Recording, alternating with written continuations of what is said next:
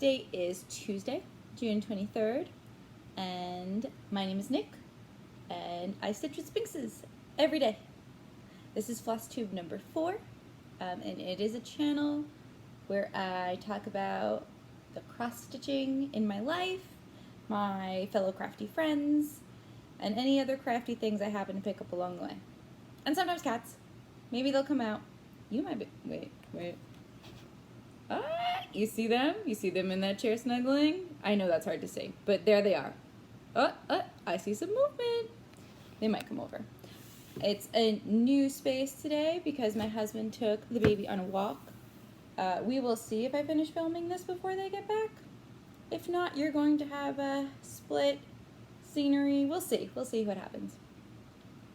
I was supposed to film this days ago, but truth is, my daughter's secretly trying to kill us with yet another sleep regression. My husband says that her whole life has been a sleep regression, and I might believe him a little bit. So if you have kids, you know the joys of sleep regression.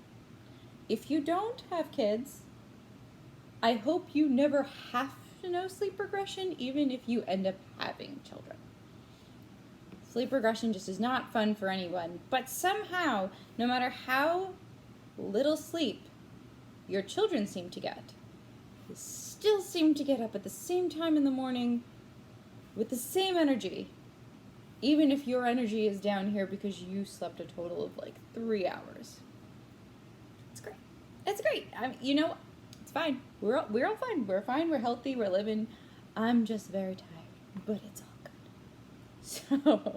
So my floss tube is a little delayed, but you know, here I am trying to make it before the hubs gets back. So I'm going to jump in. So my first and only non-cross stitch thing that I have today is a bag that I made.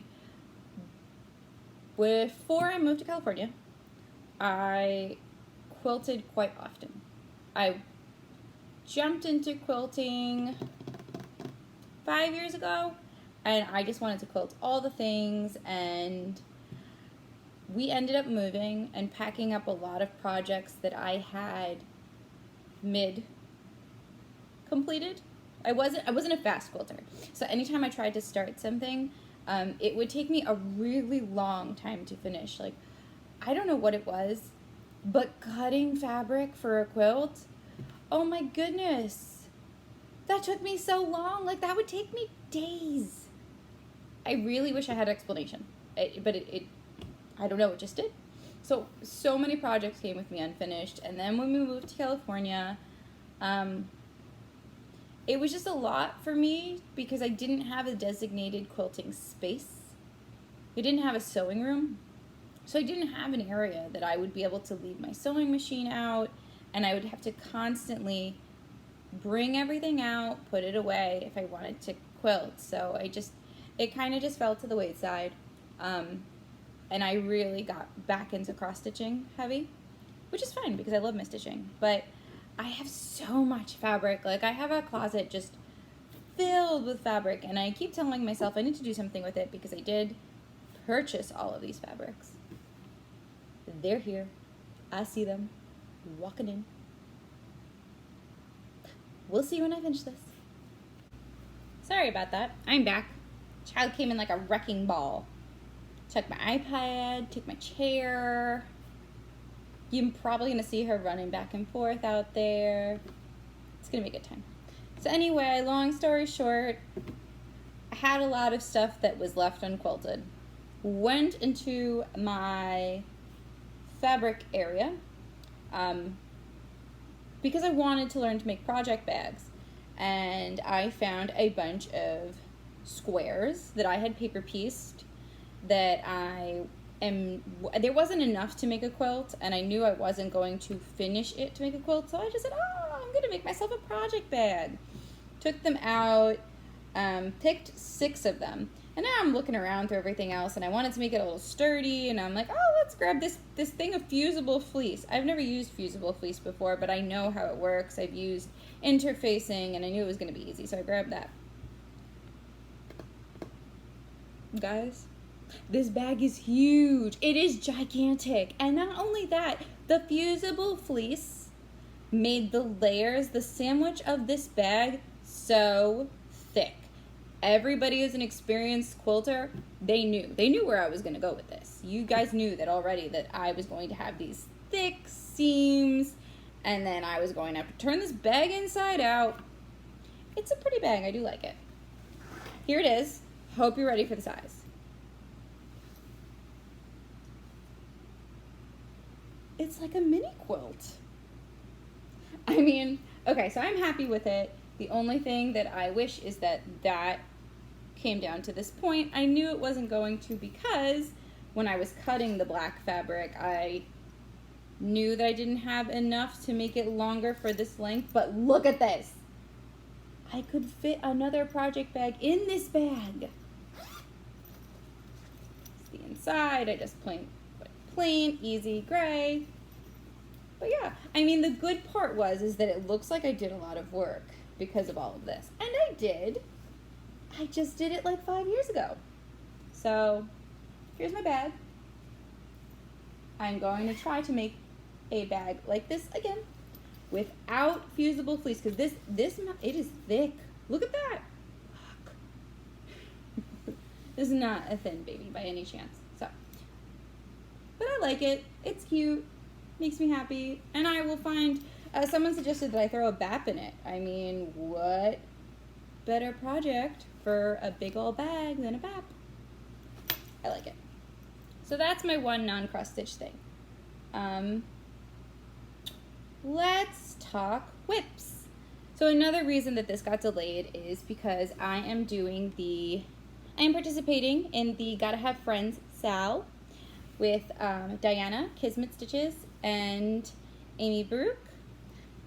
It is a pattern by Crown and Thistle that's called the Quaker Seasons of Friendship, and it is big. It is like 440 by 200 and something stitches, and what they are doing is they're going by season. So I want to get it done in the next couple of years. So I have dedicated Wednesdays to this piece. And by the time I got to the last Wednesday of spring, I was this close to a finish of a page. One page. And I was determined to do it, so I just kind of kept going. And I ended up finishing that page on the first day of summer, but no, it's all right. It's good. It's good. You know, I was pulling Michelle Garrett. You know, it's fine. It's fine. We're all fine here. I was fine. It is totally fine. This is that page. There are 10 more stitches on the bottom, but they are part of, I think, fall. So they don't count. But other than that, here it is. I'm really excited that I was able to finish one page. It makes me believe that I can finish this in 2 years, with this year being the first year. I'm thinking I can do a page of each season, in each season, and then do another page of that season next year. So hopefully it'll become a reality. But I really love it. I really love that little flamingo. I think the flamingo is my favorite part of the spring. And I am very excited to get to the little lobster. Ooh, the light is doing something crazy. Better, maybe. Better. Okay. Still have that light from there. Learning, right? My first time. I have a Disney obsession. I don't know that I told you guys this, and my Peruvian heritage is coming out in full force. This is a Toomey. It's very big in Peruvian culture, and that's just a Peruvian plate of Machu Picchu and my llama. There are llamas all around my house, guys. Somehow I became the crazy llama lady, but you know, it's cool. I like llamas.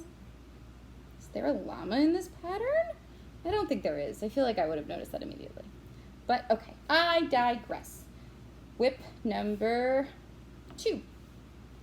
I am working on Plum Street Sampler's CoffinBuzz. It is a freebie that you can find still on her blog spot. I work on it while I am on the phone, which with my job is quite frequent. And what it says right now is, as lifeless as can be, if thou shouldst bring me coffee, I would spring to life with glee. Sleep regression. There has been no truer statement in my life than this one as of right now. So I actually am taking a longer time to work on it than I thought. My phone time, I guess, hasn't been as high as it sometimes is. I'm hoping to finish it before July so that I can have a Jolly July as my phone project. But the floss is a variegated color and cotton. It's called espresso because I just had to. It was a coffee piece. And the fabric is Chalice by Picture This Plus. It's a linen, I think it's 36 count, probably because I'm using one strand. I'm trying to see if you can see the different variegations in that brown. It's a pretty brown. I really like it. I'm going to put this right next to my bed. Ooh, I see someone walking by. My last whip is one of the berries in the Blackbird Designs book that I have here. Thought I had it here. No, I lied. It's on the floor. I'm real organized today, guys. Deck the Halls by Blackbird Designs.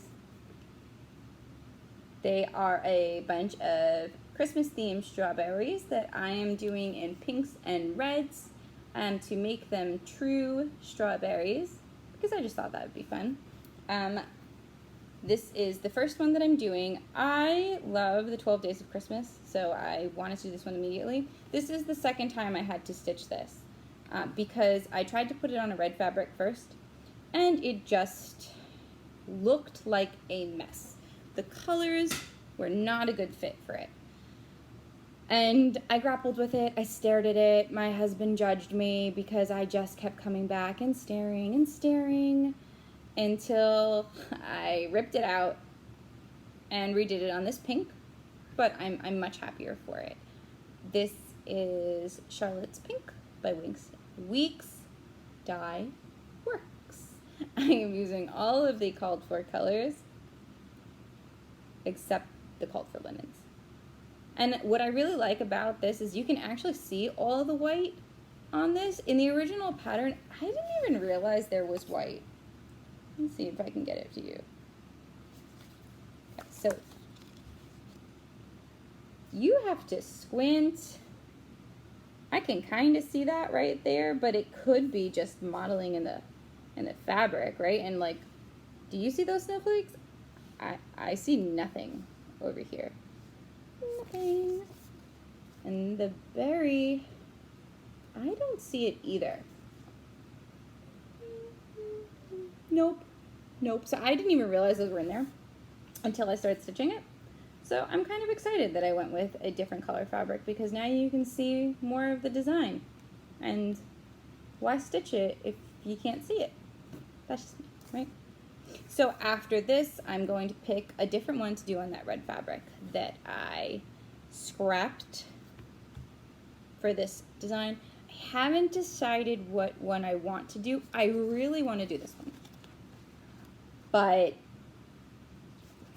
there's red in it. I'm going to put the threads next to the fabric and see if I can make it work.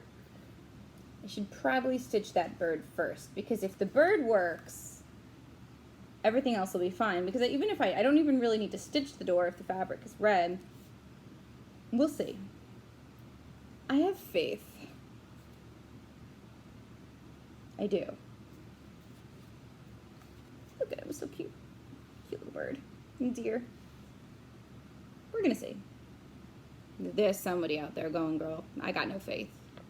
You're not putting this on a red, but I'm gonna try. I'm going to try. We will see. I mean, maybe I'll make the bird really dark. Like one of those deep reds, you know? We'll see. I'm gonna play with it. But those are my whips. And speaking of Jolly July and Christmas, because what a smooth transition, I have been contemplating over and over again what I want to do for July. And my real problem is that I have so many Christmas patterns. I could Jolly July for a year. The whole year. Maybe 2 years. I like Christmas patterns. I like winter patterns. I don't like winter in New York, but I like the patterns. They're cute. So my plans, they're ambitious. We'll see. So, first of all, look at this awesome bag that I got from Goose Designs. You need to see it. This will just further convince you of my Disney obsession. Look how cute they are. Oh my God, I just about squealed when I saw it too. It's Mickey and Minnie in Paris. I love Paris. I have had the fortune and privilege to have gone to France, I want to say 4 times. I could be lying, it might be 3. But I did get to spend 3 weeks there when I turned 20, and my cousin and I have been back every couple of years. I don't know why. I don't know if we just feel somewhat connected to France now after spending, you know, an extended vacation there. Or what, but I really love. I even got to do Bastille Day there. That was an experience. Doing Bastille Day in front of the Eiffel Tower in France. That is like glued forever. It's a memory that I can pull up right away. They had music to fireworks that were just incredible. And I don't know that I'll ever get to experience that again. It was an accident. We did not plan it. Just, we turned up in Paris and someone was like, you know, it's Bastille Day, right? No, I did not. But now I won't forget it. It's coming up in July. So, while I will not be in France for Jolly July, I am thinking that I'm going to stitch the Hands-On Designs 12 Days of Christmas ornaments. So, ornaments, what I'm thinking. They're kind of small.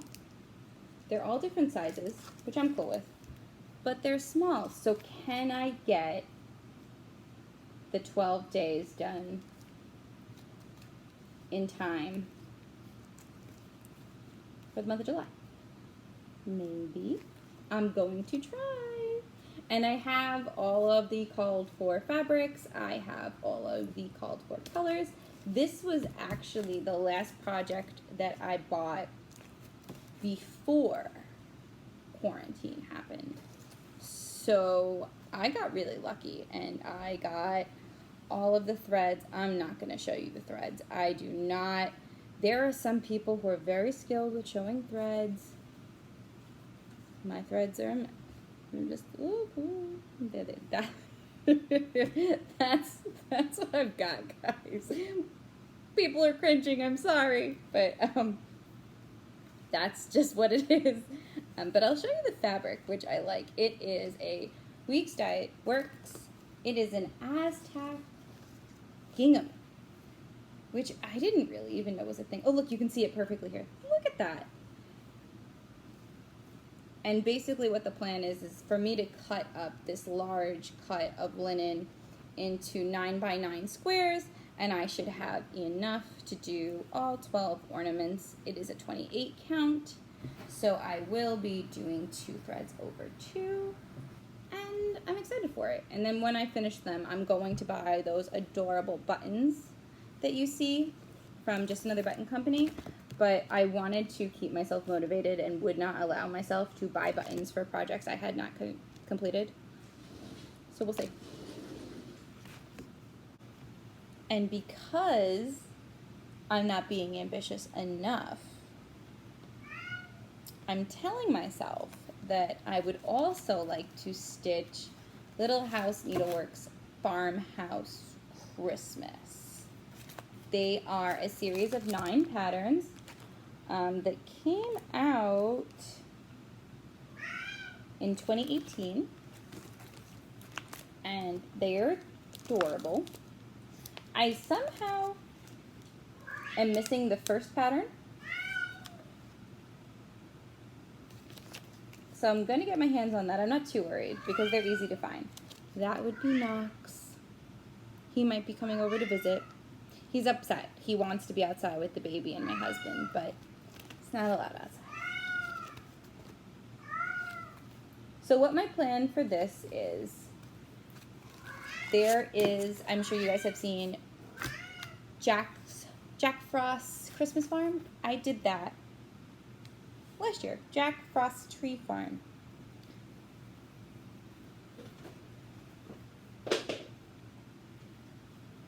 And this is it finished. Obviously it needs some ironing. It needs to be framed, but I want to do the Farmhouse Christmas in this same way. And so I don't want to frame it and then try and find a different frame. I'm probably going to do custom framing because it is big. But I don't want to have 2 different frames for what I'm considering to be sister pieces. It'll obviously be a little different because it's broken up into 9 as opposed to this one that's 7. But I have the same type of linen. It is Portobello, which I think is actually the called for linen for both of them. And I think it's 30 count. So it should be similar in size. I think the other one will be a little bigger. But this is what I'm telling myself. These 2 projects are what I would like to complete in Jolly July. We are going to see. I'm telling myself that every single one of these stitches is small. So if I just look at them as smalls, you know, sometimes you can bang out smalls, like several smalls in a weekend. Telling myself that's what I'm going to do. Let's see just how, maybe I'm really tricking myself here. How small are they?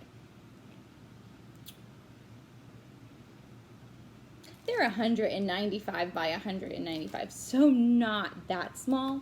The hands-on design ornaments are actual smalls. They range between like 40 by 50. I think the biggest one is like 70 or 80 stitches wide.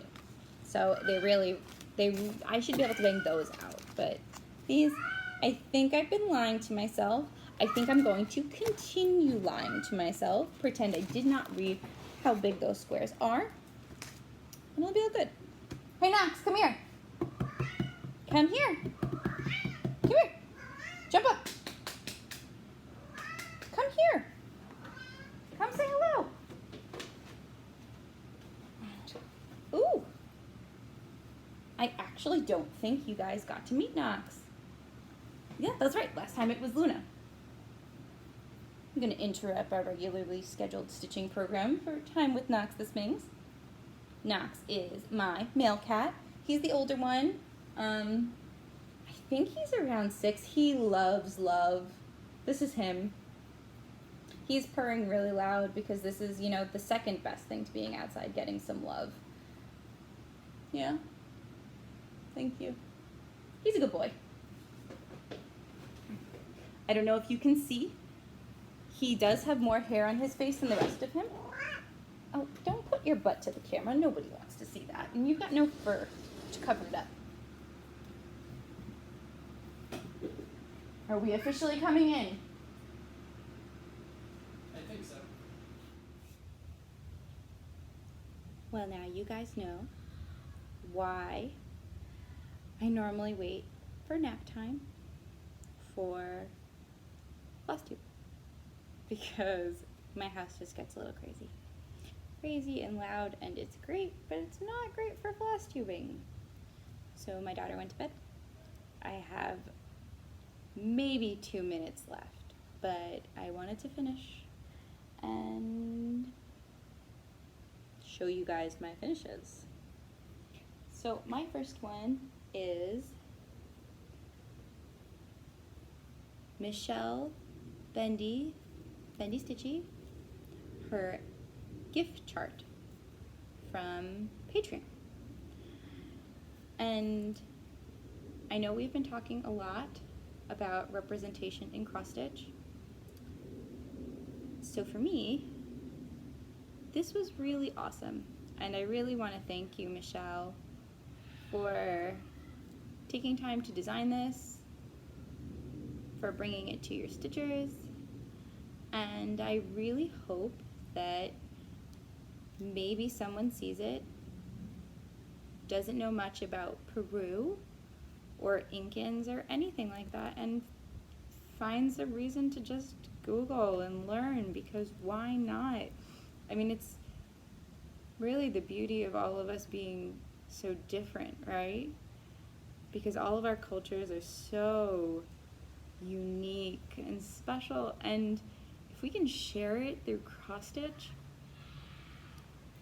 I don't know, that just sounds awesome. Like, what other, I mean, I feel like the most commonly way done to share your culture is through food, right? And I obviously can't share my food with you guys. If anybody's around and you want to come over, we will eat. We will go, we will eat. I told Nicole, Miss Craffiolioli, that if she is ever in California, we're going to a Peruvian restaurant, because that food, it's so good.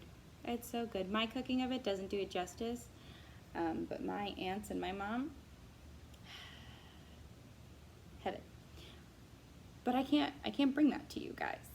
But I can stitch something inspired by my culture that another designer was inspired by, and was awesome enough to put into a pattern. And so, thank you, Michelle, for your Peruvian birds.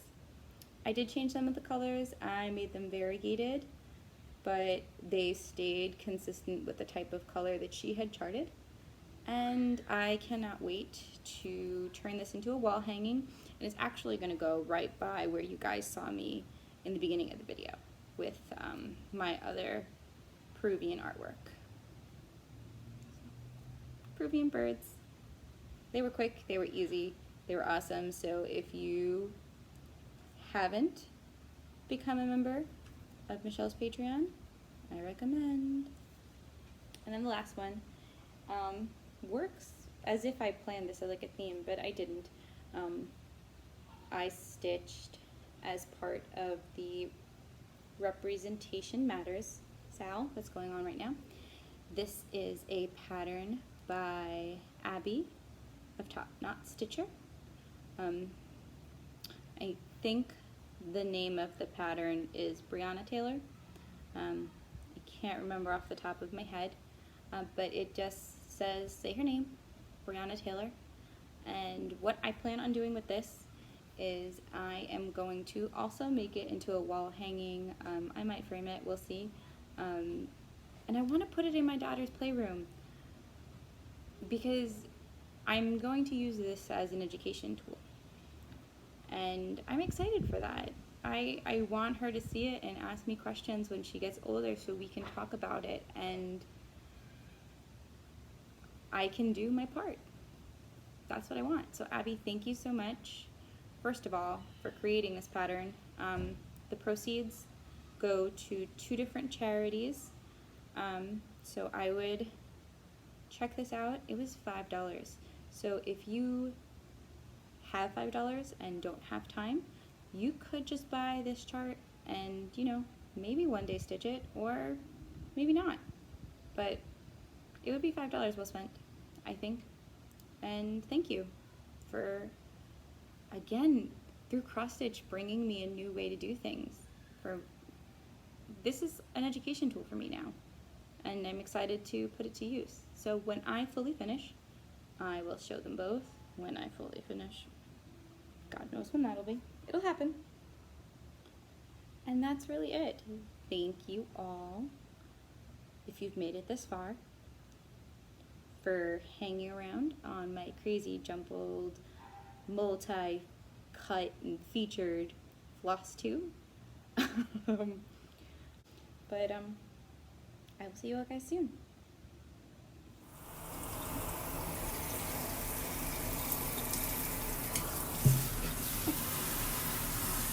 How much do you hate me right now? How much? It's not so bad. It'll be over soon.